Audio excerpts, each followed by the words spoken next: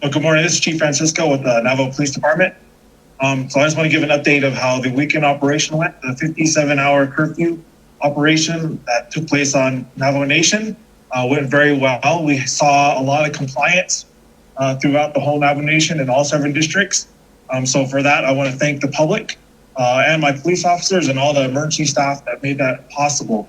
This was one of the largest, actually it was the largest coordinated operation for Navajo Police Department that's ever taken place. Every single district with every single officer coordinated to make sure this 57-hour curfew went off well, so we can help curb the growth and spread of COVID-19. So I want to thank the public and all my police officers and all the staff for their very hard work. So as a result of this operation, we did write 177 citations. 58 of those were for criminal nuisance. The others were for other traffic violations.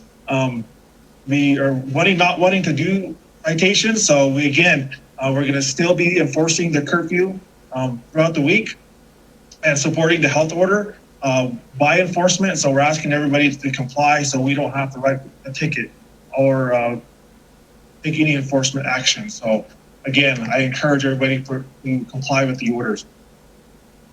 I do want to bring up one thing also. So over the weekend, we did end up having 2 of our employees test positive for COVID-19.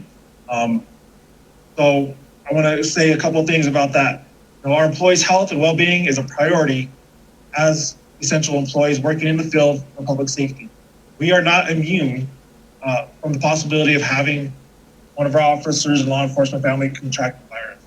As the number of positive cases increase across the Navajo Nation, so does our risk of being exposed. The health and safety of our officers and the staff who work closely with them are priority, and we will monitor all personnel as we continue to provide our essential services. So I'm asking everybody's compliance so we don't have to come in more contact with the public and possibly spread this to our police staff.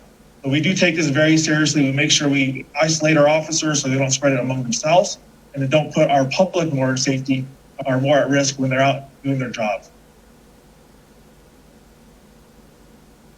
So I do want to bring up a couple other things that are kind of troubling, and I just want to make sure everybody understands that we're here to work on this together as a whole nation, as a human race, and everybody needs to work together.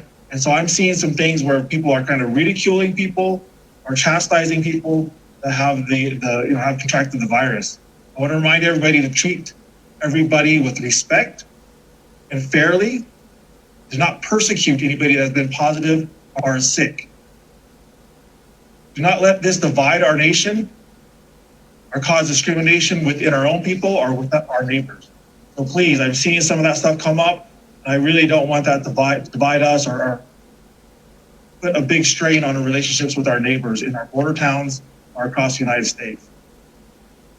Again, we are in this together, so I ask for your compliance with the health order. We're going to continue to enforce these orders as they come up, and we'll be out. And we're also going to redirect our efforts in the police department to make sure we're still addressing aggressively the other crimes out in the Navajo Nation. Our traffic violations, I think people think there's nobody on the road so they can speed. There's still a large population that are, using alcohol or abusing alcohol. So we're looking at ways we can address those on top of making sure we enforce those orders. So I want to remind the public, comply with the laws, comply with the health order, and that we're going to be out there doing our job no matter what. One last thing that I want to bring up is this week is National Public Safety Telecommunicators Week.